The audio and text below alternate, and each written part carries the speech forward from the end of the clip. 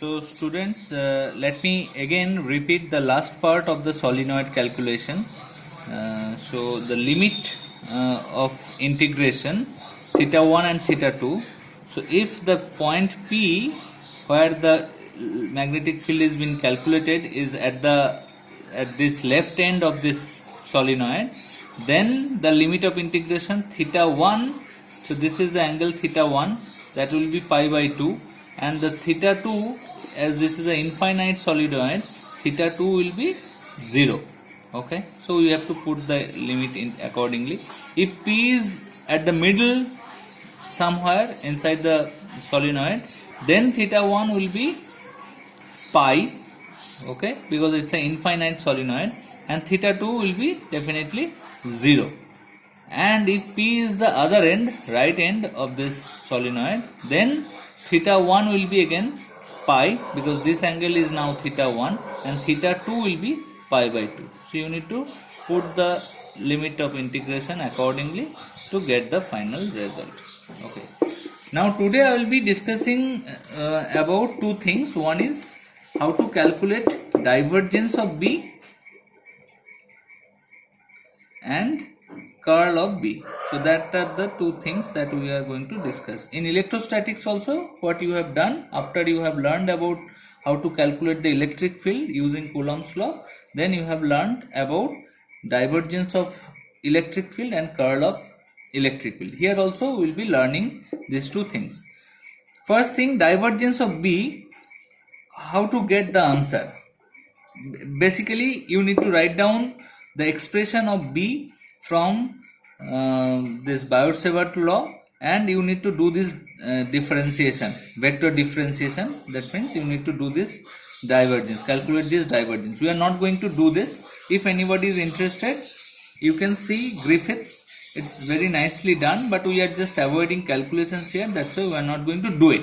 What we are going to do is that rather we are going to give you some logic arguments by which we will be understanding. Let's say you have a bar magnet, so magnetic fields will be going out of this north pole and it will be entering like that, okay, and it happens like that. Okay, so you can understand that if you want to calculate the divergence of this magnetic field, divergence, what does it physically mean? How much magnetic field will be diverging out of a if I consider this as the surface, external surface, how much magnetic field is diverging out of this surface? So as you can see that no magnetic field will be diverging out of this surface.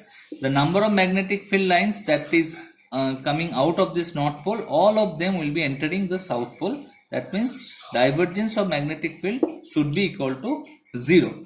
Okay, so I will be just writing down this result as divergence of B equal to 0. There is a very large implication of this particular equation, because this is the equation that tells us that magnetic monopoles does not exist. Like electric field, as you can get a plus Q charge or minus Q charge, single charge, like that you cannot get a north pole, single north pole or single south pole. So this is the reason that divergence of magnetic field is 0, but divergence of electric field is not 0, non-zero. Second calculation that we want to do is that we have to calculate curl of B. Again, the actual method is like that. You need to just calculate the curl of this magnetic field. Magnetic field, in place of magnetic field, we will be writing down the expression of magnetic field from Biot-Savart law. Then you need to just calculate this curl of that Biot-Savart law.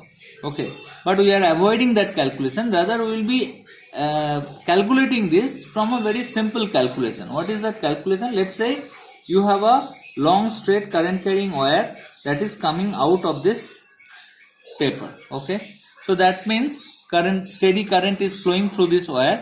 That means it will be creating a magnetic field around it. What will be the direction of the magnetic field? If the thumb is the direction of the current, then the magnetic field will be curling around this particular wire like that. This will be the direction of magnetic field.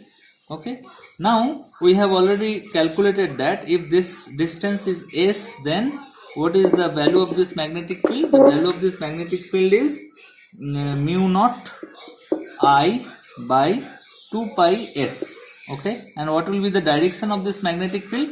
If suppose this is a element, small elemental loop, element of this loop, let's call it dl vector, then this will be along dl unit vector direction. So magnetic field at this point will be here. If this is your dl vector, magnetic field at this point will be directed towards that. So that's why I can write down like that. Now let me calculate this b dot dl vector over the whole loop. That means if I call this whole loop as C is the name of this loop, then I am trying to calculate this particular expression. Then what will this result give me? In place of b, I will be writing mu naught I by 2 pi s, then dl cap dot dl vector, okay, and this c. So that will be giving me the same direction, mu naught I by 2 pi s, then integration of dl, okay, integration of dl over the whole loop, that means 2 pi s. So mu naught I into 2 pi s by 2 pi s, so mu naught I. So that is an answer. So you can understand that only one current carrying wire was passing through this particular loop, was inside. Now I have done a very simple calculation, but the result is very important result. Now we can just extend this result. Take it from me right now. If somebody is interested, you can see Griffiths, that this result is valid for any kind of loop, any kind of. This C doesn't always have to be a circle. It can be of any shape. If you just bound this wire using a loop of any kind of shape, then this result will hold always true. It will always be true. Okay, now let me say in place of one such current carrying wire, so this is I1 current. Suppose you have another current, I2 current is passing through this loop. You have another current, I3 current is passing. You have another current that is coming out of this current, I4, and you have another current, I5, that is going inside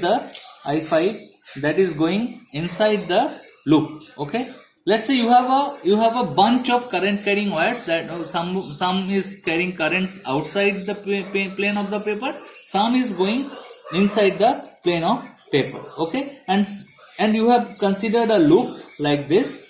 Some of these current carrying wires are inside the loop and some are not inside the loop.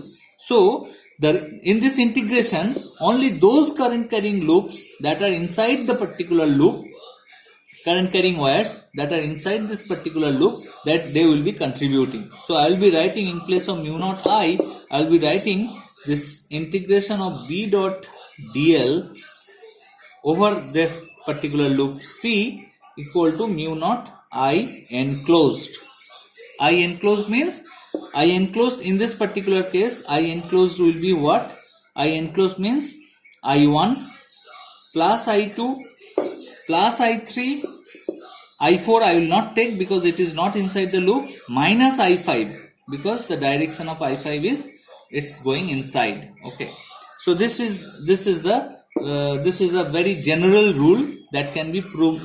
We can prove this rule for any shape of this particular loop. That loop is called Amperian loop. This loop is called Amperian loop, and this law it's a very interesting, important law in magnetostatics, that is called Ampere's Circuital law. Now the left hand side of this equation is b dot dl. Let me come to that in a bit later time. But right hand side I have a mu naught I enclosed. Now if you have, in place of this discrete current carrying wires, if you have something like a continuous flow of current, let's say you have a current wire and you have a flow of current through this wire. So how can I write down I enclosed if you have a continuous flow of current? So let us define J as the current density. This current density J is defined as J dot dA. What is dA? dA is a elemental area of this particular current carrying wire. This is dA. Let's say this is the direction of this area. Please understand that here we will be considering area to be a vector quantity. That means let's say this is a loop. This is a loop means it has some area. What is that area? The direction, positive direction of the area is along this direction. So this elemental area, if I call it dA, this is a vector quantity and this is the direction of this area. Now J is defined as J dot dA to be equal to I. So I, the current I, is defined as J dot dA over the integration, and integration should be done over this whole area. Okay, so let me call that whole area as S. S is the whole area and this small element of this area is defined as dA vector. dA vector. That means mu naught integration of J dot dA over the surface S. So what is the surface here? This is the, if this is the loop, then this is the surface S. This is the surface S. A closed loop always gives you a surface, open surface. A closed loop always gives you a open surface. So this is that open surface S. C is the closed loop. Now left hand side of this equation can be written from Stokes' law as curl of B dot dA. Curl of B dot dA. Okay, curl of B dot the Stokes' law, all of you have learned it in the vector calculus class. So, and this expression is valid for any such elemental area dA. That's why I can write, so curl of B equal to curl of B dot dA. That means curl of B can be written as mu naught J. So this is a very easy method by which we have derived this expression of curl of B, but this method is equally valid because if you do a general calculation you will be arriving at the same result. But please understand that this result we have derived strictly from this expression, that we have considered a straight current carrying wire, and from that expression we have derived this expression. So we have learned two things today. One is divergence of B equal to 0. We have not done any derivation for this, but we have learned a particular derivation for this. Curl of B equal to, curl of B is mu naught J. You can also understand it physically. If you have a bar magnet, north pole, south pole, you can see that if you calculate the curl, that means curl is always related to some kind of rotation of this magnetic field. For this case, it is definitely rotating. Okay, so curl of B is non-zero, but divergence of B is 0 in this case.